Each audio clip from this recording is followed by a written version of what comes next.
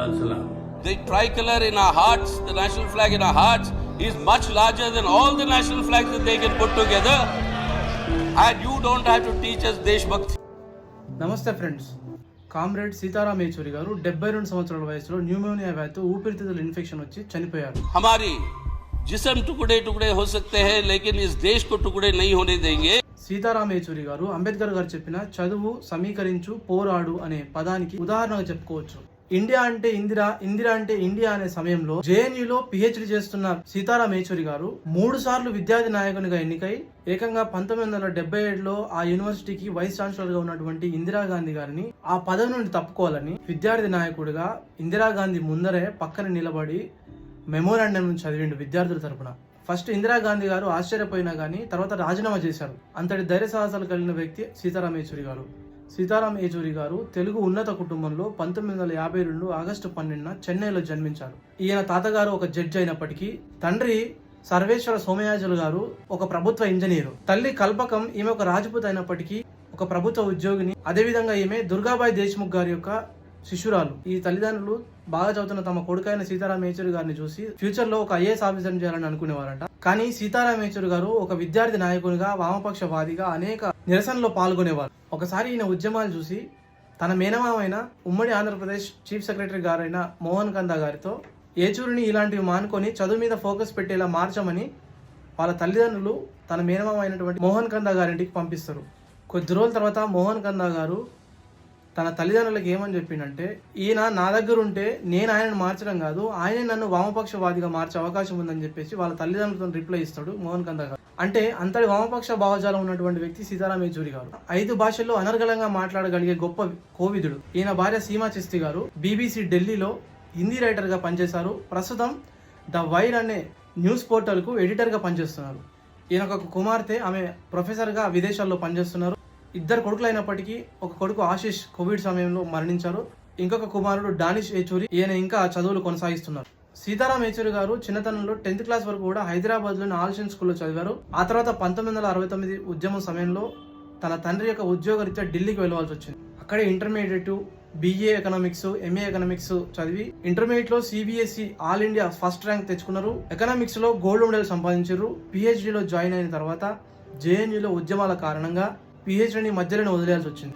జేఎన్యూలో విద్యార్థిగా ఉన్నప్పుడే 1974లో ఉద్యమానికి ఆకర్షితులై 1975 ఎమర్జెన్సీ టైంలో సిపిఎంలో చేరి ఉద్యమాలు చేస్తూ అరెస్ట్ అయి కొన్నాళ్లు అజ్ఞాత జీవితం గడిపారు. దీనివల్ల పిహెచ్డీని మధ్యలోనే ఆపేయాల్సి వచ్చింది. ఇలా ఉద్యమాలు చేస్తున్న సీతారాం యేచూరి గారు 1984లో సిపిఐలో కేంద్ర కమిటీ సభ్యుడిగా ఎన్నికయ్యారు. అదేవిధంగా 1995లో పాలిట్ బ్యూరో సభ్యునిగా కూడా ఎన్నికయ్యారు. యేచూరి గారు 2005 నుంచి 2017 వరకు 12 సంవత్సరాలు పశ్చిమ బెంగాల్ కు రాజ్యసభ సభ్యునిగా పనిచేస్తూ ఉత్తమ పార్లమెంటేరియన్ గా గుర్తింపు తెచ్చుకున్నారు.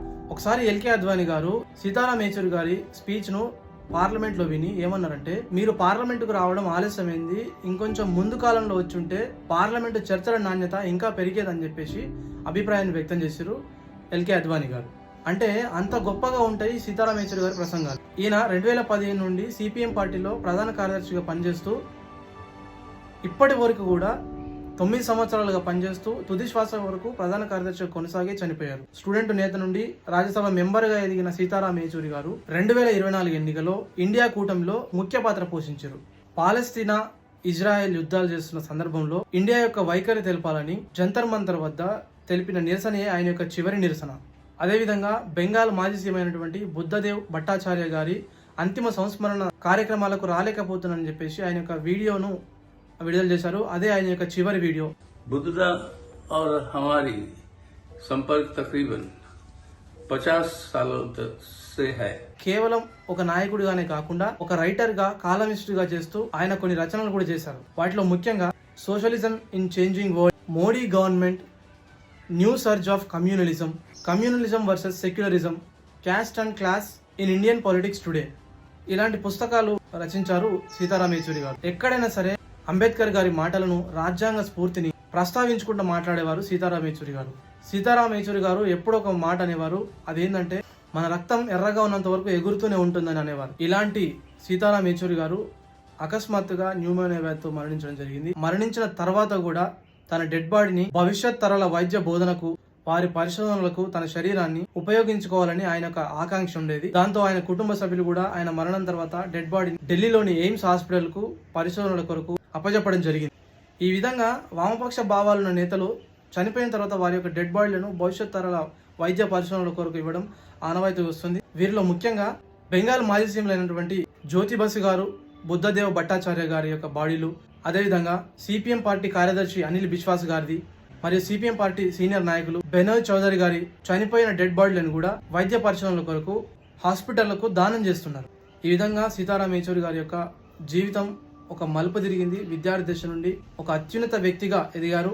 I respect, CPM respects religion. We will be the first to safeguard and protect the right of every individual to the choice of their faith. మరో వీడియోతో మళ్ళీ కలుసుకుందాం. Thank you.